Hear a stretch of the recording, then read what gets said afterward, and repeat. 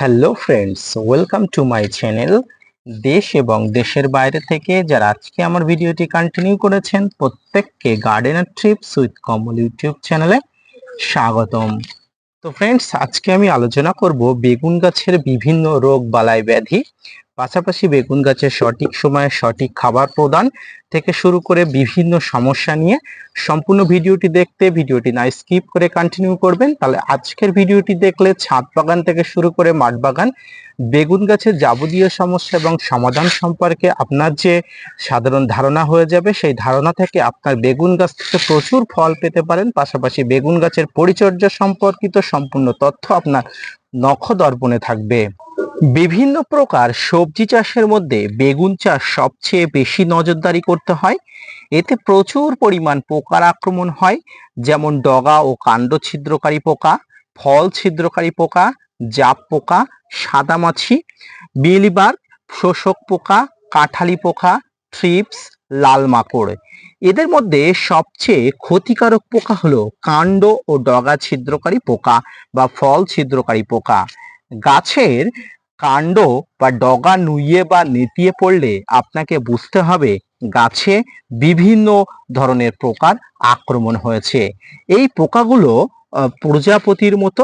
পোকাগুলোকে সাধারণত দিনের বেলা দেখা যায় না, রাতের বেলার দিকে এই পোকাগুলো প্রথমে এসে গাছের কাণ্ড বা গাছের ফলে প্রথমে ক্ষত সৃষ্টি করে, তারপরে সেই ক্ষত স্থানে এরা ডিম পেড়ে দেয়। এই ডিম থেকে 2 থেকে 3 দিন পরে লার্ভা বার হয়। লার্ভাগুলো কাণ্ডের মধ্যে নিজেদের বৃদ্ধি করে এবং কাণ্ড খেয়ে বা ফলের মধ্যে ফলের রস চুষে খেয়ে কিন্তু নিজেদেরকে বড় করে তোলে।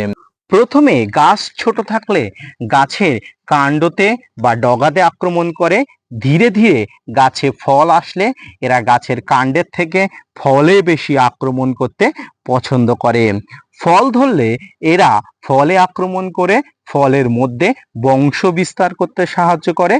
গরমকালে এই পোকার আক্রমণ সবচেয়ে বেশি দেখা যায়। এরাই একমাত্র বেগুন গাছের সবচেয়ে বড় শত্রু। যত ধরনের সমস্যা আছে এই ধরনের সমস্যাগুলো কিন্তু বেগুন গাছে সবচেয়ে বেশি দেখা যায়। গাছ বসানোর 4 থেকে 5 সপ্তাহ পরে এই পোকার প্রথম আক্রমণ করে। আরো কিছু পোকা গাছে আক্রমণ করে, যেমন জাপ পোকা, সাদামাছি, জ্যাসিস্ট বা ঝাঁঝরা পোকা ইত্যাদি। এরা গাছের রস শুষে খেয়ে নেয়। সারা গাছে এরা ভাইরাসও বিভিন্ন ছড়িয়ে দেয়। এর পাশাপাশি সাদামাছি যে পোকাটি আছে সেই পোকাটি গাছের রস শুষে নেওয়ার পাশাপাশি গাছের ভাইরাসও ছড়িয়ে দিতে পারে। এরপরেও আরো একটি পোকা দেখা যায়, যে পোকাগুলো কিন্তু কাঁঠালি পোকা নামে পরিচিত। এরা গাছের পাতা খেয়ে পাতা ঝাঁঝরা করে দেয়, এই জন্য এদেরকে ঝাঁঝরা পোকাও বলে অভিহিত করা হয়। যত ধরনের গাছ আছে অর্থাৎ সবজি গাছ আছে, প্রত্যেকটি সবজি গাছের মধ্যে বেগুন গাছে যে ধরনের পোকার আক্রমণ ঘটে তাতে চাষিরা কিন্তু নাজেহাল হয়ে যায়। কিন্তু যখন আপনি চাষি হবেন, ছাদ বাগানকে পরিচর্যা করার মানসিকতা নিয়ে, বিভিন্নভাবে বা মাঠ বাগানকে পরিচর্যা করার মানসিকতা নিয়ে গাছকে রোপণ করবেন, তখন কিন্তু আপনার অবশ্যই প্রতিকারের দিকে মনোনিবেশ করতে হবে। আর এবার আমি আলোচনা করব এই ঝাঁঝরা পোকা, সাদামাছি, লাল মাকড়, ট্রিপস, বিভিন্ন ধরনের কাণ্ড ছিদ্রকারী পোকা, ফল ছিদ্রকারী পোকার আক্রমণকে কিভাবে প্রতিহত করবেন সেটা নিয়ে। গাছ বসানোর পর থেকে বিশেষত বেগুন গাছে আপনাকে কঠোর নজর রাখতে হবে। কড়া নজরদারির মধ্যে কিন্তু আপনার গাছগুলোকে বড় করতে হবে। আপনার গাছের কোনো পাতা যদি নুয়ে পড়ে, কাণ্ড যদি কোনো নুয়ে পড়ে, তাহলে অবশ্যই আপনার গাছকে ভালো করে পর্যবেক্ষণ করতে হবে। এর পাশাপাশি আপনাকে যেটি করতে হবে, যে জায়গাতে গাছকে রোপণ করবেন সেটি আপনি যদি মাটিতে করেন বা টবে করেন, টবের মাটিতে বা মাটির আশেপাশে কোনো আগাছা, কোনো জঞ্জাল বা অন্য কোনো গাছ যাতে না থাকে সেদিকে কিন্তু নজর রাখতে হবে। বেগুন গাছের গোড়ার দিকে বয়স্ক বা হলুদ পাতা বা আক্রান্ত পাতাকে সব সময় কেটে ফেলে দিতে হবে।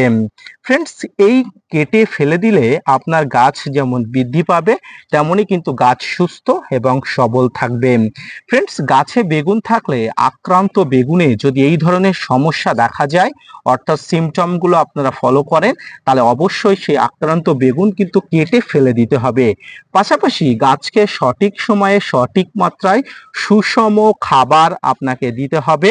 তবে এক্ষেত্রে মাঠ চাষিদের একটা কথা বলে রাখি, একই জমিতে আপনারা বারবার বেগুন চাষ করবেন না, ঘুরিয়ে ফিরিয়ে আপনারা বেগুন চাষ করবেন একই জমিতে।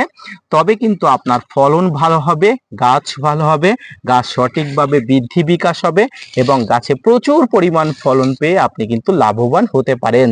গাছ ছোট থেকে বড় হওয়া পর্যন্ত কিন্তু গাছে প্রচুর পরিমাণ পোকার আক্রমণ ঘটে, তাই প্রতি ক্ষেত্রে কিন্তু আপনার কীটনাশকের ব্যবহার কিন্তু জরুরি। ফ্রেন্ডস, এক্ষেত্রে বেগুন গাছের ক্ষেত্রে আমি আপনাদের মূলত দুটি কীটনাশকের নাম বলবো। এর পাশাপাশি একটি জৈবভাবে কীটপতঙ্গকে প্রতিহত করার একটা ব্যবস্থা বলে দেবো। তো সম্পূর্ণ ভিডিওটি দেখতে থাকুন। এই দুটি কীটনাশকের মধ্যে প্রথম যে কীটনাশকটির কথা আমি বলবো সেটি হচ্ছে সাইপারমেথ্রিন গ্রুপের প্রোফেক্স সুপার। এই প্রোফেক্স সুপার নিয়ে আমি একাধিক ভিডিও আপনাদের সঙ্গে উপস্থাপনা করেছি। পাশাপাশি এই বেগুন গাছে এই ধরনের কাণ্ড ছিদ্রকারী পোকা, রোগ পোকা, মাকড়, লাল মাকড়, সাদামাছি, ট্রিপস, ঝাঁঝরা পোকা, কাঁঠালি পোকা, সমস্ত পোকার আক্রমণকে প্রতিহত করার জন্য কিন্তু প্রোফেক্স সুপার জাতীয় অর্থাৎ সাইপারমেথ্রিন গ্রুপের কীটনাশকটি কিন্তু অত্যন্ত কার্যকরী ভূমিকা দেবে। এর পাশাপাশি আরও যে কীটনাশকটি ব্যবহার করতে পারেন যেটি খুবই ভালো কাজ দেবে বিশেষত বেগুন গাছের জন্য, সেটা হচ্ছে ইউপল কোম্পানির ওস্তাদ।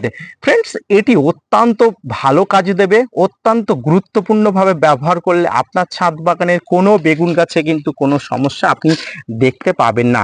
কাণ্ড ছিদ্রকারী পোকা থেকে শুরু করে ছাদামাছি, কাঁঠালি পোকার সমস্ত উৎপাত কিন্তু এই এক কীটনাশকেই কিন্তু আপনি নির্মূল করে দিতে পারেন।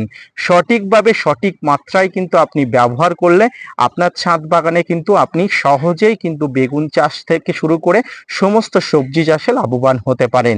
তো ফ্রেন্ডস, এটি যে কোনো ধরনের আপনারা কীটনাশক বা কীটনাশকের দোকানে পেয়ে যেতে পারেন। আপনারা এই দুটি অর্থাৎ প্রোফেক্স সুপার এবং এই যে ওস্তাদ, এই দুটি কিন্তু পেয়ে যেতে পারেন যে কোনো কীটনাশকের দোকানে খুব সহজেই অল্প মাত্রায় স্বল্প দামে আপনারা পেয়ে যেতে পারেন। তো এই ধরনের কীটনাশক আপনারা যদি সঠিক মাত্রায় সঠিকভাবে ব্যবহার করেন তাহলে কিন্তু খুবই উপকৃত হবে। এবার আসুন কত মাত্রায় ব্যবহার করতে হবে। ফ্রেন্ডস, এই যে আমি ওস্তাদের কথা বললাম, অর্থাৎ আপনাদের যে ওস্তাদের কথাটি বললাম, এই ওস্তাদ কীটনাশকে কিন্তু এক ধরনের আঠালো পদার্থ লেগে থাকে। এই ওস্তাদটি ব্যবহার করলে আপনার গাছে একটা আঠালো ব্যাপার হয়ে যায়। এই জন্য গাছ স্প্রে করার প্রায় 15 থেকে 20 দিন পর্যন্ত কিন্তু এর একটা গুণাবলী থেকে যায়। তাই আপনি এটা ব্যবহার করলে কিন্তু 15 থেকে 20 দিন পর্যন্ত কিন্তু খুব ভালো কাজ পাবেন, এটি আমি বলতে পারি। তো এটি 2 থেকে ml অর্থাৎ 1.5 থেকে 2 ml পর্যন্ত, অর্থাৎ প্রোফেক্স সুপার বলুন আর ওস্তাদ বলুন, 2 থেকে 1.5 ml পর্যন্ত নিয়ে 1 লিটার জলে সকালের দিকে বা সন্ধ্যার দিকে আপনারা স্প্রে করে দেবেন। এবার আসি গাছে জৈবভাবে কীটপতঙ্গকে প্রতিহত করার উপায় বলে দিই।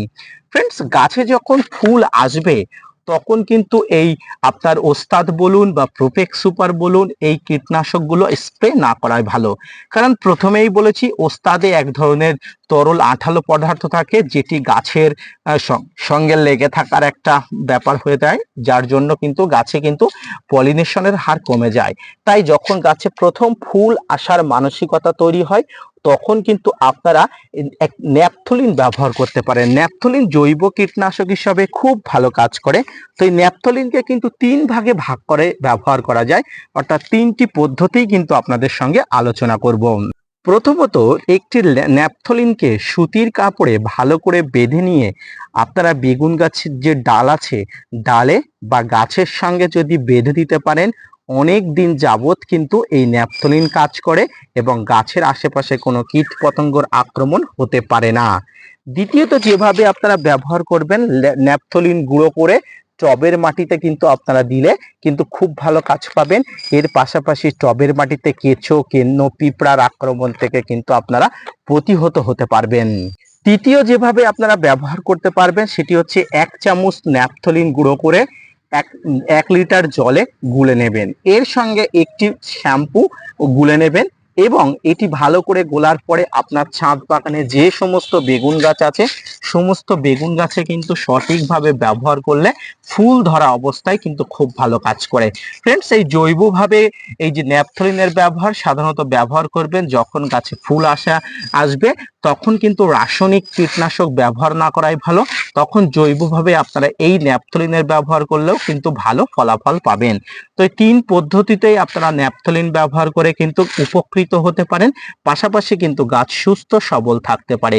তো আজকের ভিডিও থেকে আপনারা যে বিষয় জানলেন, গাছের কাণ্ড ছিদ্রকারী, পাতা ছিদ্রকারী, ডগা ছিদ্রকারী, জাপ পোকা, মিলিবাগ, ট্রিপস, লাল মাছি এবং সাদা মাকড়, সাদা মাছি এবং যে ঝাঁঝরি পোকা, সমস্ত পোকার আক্রমণকে প্রতিহত করার জন্য মূলত 2টি কীটনাশকের কথা বললাম। একটি হচ্ছে ইউপল কোম্পানির ওস্তাদ, অপরটি হচ্ছে সাইপারমেথ্রিন গ্রুপের প্রোফেক্স সুপার। এর পাশাপাশি জৈবভাবে আমি আপনাদের ন্যাপথলিনের ব্যবহার বিধি দেখালাম। এই ব্যবহার বিধি যদি আপনারা সম্পূর্ণভাবে করতে পারেন, উপকৃত হবেন আপনি এবং আপনার ছাদ বাগান প্রচুর পরিমাণ ফল পেতে সক্ষম হতে পারেন। আজকের ভিডিওটি এই পর্যন্ত। দেখা হচ্ছে পরবর্তীতে নতুন কোনো তথ্য নিয়ে, নতুন কোনো গাছের পরিচর্যা সম্পর্কিত ভিডিও নিয়ে। ততক্ষণ সুস্থ থাকবেন। ধন্যবাদ।